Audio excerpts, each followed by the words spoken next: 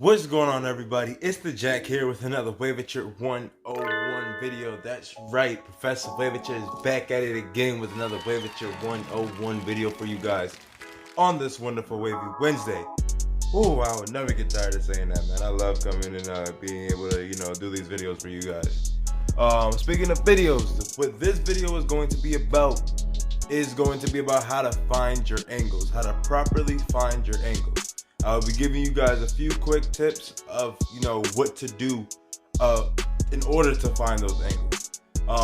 The inspiration behind this video was on my last video when not my last video because I posted that wave check. So the video I did when I posted the struggles of waving. The guy commented, his name is The Last Don. Shout out to him. For not just tuning into the video, but engaging with the video and commenting, what he feels like was the hardest part about waving.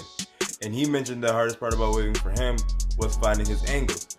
So, I took that and kind of, thought about how I found my angles, and, that's how this video came to fruition. That's the good thing about when I get engagement from you guys. I can help you guys directly. You feel me? I could just give you guys what you need instead of assuming what you guys need. I could give you guys directly what you need. You feel me? So yeah, The Last Don, shout out to you for this video. You was the inspiration behind it. When it comes to finding your angles, I feel like there's a few ways that you could go upon doing it. But the first thing to do when it comes to finding your angles is first figure out the pattern you want your waves to go in.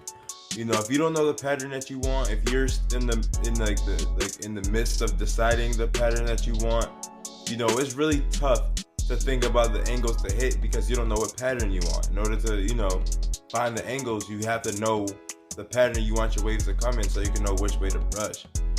So my first tip for you guys is to figure out your pattern. Now, after you figure out your pattern, what you're gonna wanna do from there is do a shampoo brush session. This is regardless if you have waves already or if you're starting from square one.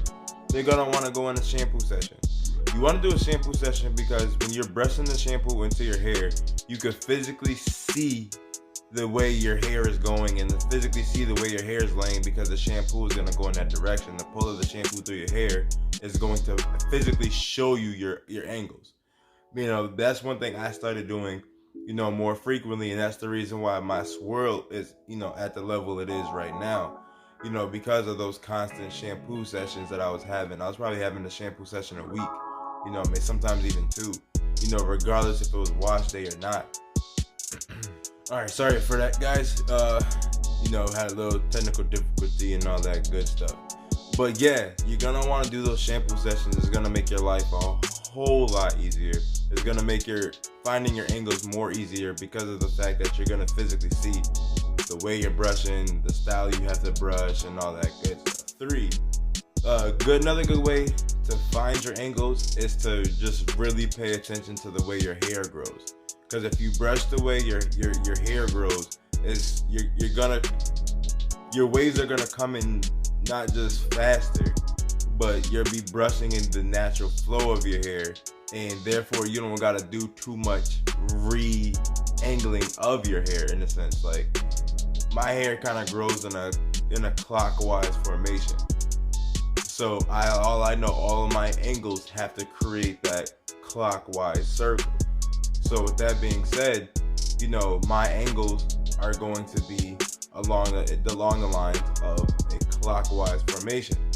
So if you guys can really pay attention to how your hair grows, regardless if it's a swirl or if it's more like a burst from like the center and everything comes out, that's going to make it easier for you to find your angles because of the fact you're just gonna be brushing with the natural flow of the natural motion of your hair, which in turn, just makes it easier for your waves to come in and for you to find those angles. All right. So my fourth and final tip for you guys, as far as finding your angles, after you decided your pattern, after you've been doing that shampoo session, after you figured out how your hair grows and follows that trend, you're gonna want to start just paying attention to the way that you're actually brushing, and just taking notes on how you're brushing each stroke. Not just brushing your head and brushing your hair as a whole, but each time that brush goes through your waves or through your hair, you want to make sure that, you know, you continue to do that. You know, stay consistent with the angles once you find them. You know, what's the point of finding those angles that's gonna make your waves pop just to in turn stop brushing that way? So this is more so a way to continue with those angles, you know, less than finding them, but it goes hand in hand, because once you find them, you have to stay consistent with them. That's gonna wrap up this video. Just 4 quick tips of finding your angles. You know, I don't think I left anything out. You know, I think I hit, just for the most part, every part when it comes to finding your angles. If I think of anything else, I'll do a part 2 video. You guys know I do not have any issues creating part 2s. If there's anything specific that you guys need covered, comment those in the comment section right now, just so I could, you know, as I said in the beginning of the video, directly help you guys. You know, my next video, I'm really thinking about doing the benefits of a low cut and tips on a low cut. You know, because, you know, I've been, you know, not really woofing like that lately. I've been cutting my hair fairly frequently and getting these low cuts. However, I've still been developing progress, and I think I'm onto something a little bit for you guys, and I kind of want to, you know, share the information with you guys. So that video will be coming out next week, so make sure you guys look out for it, the benefits of the low cut. Then, you know, shortly after that, I'll be coming out with, you know, a whole bunch more content for you guys and all that good stuff, okay? So with that being said, I'm gonna sign off. Keep that brush in motion if you want the ocean. You know, keep that Waveiture going, pick a goal and go get it, and never take no for an answer, man. For real.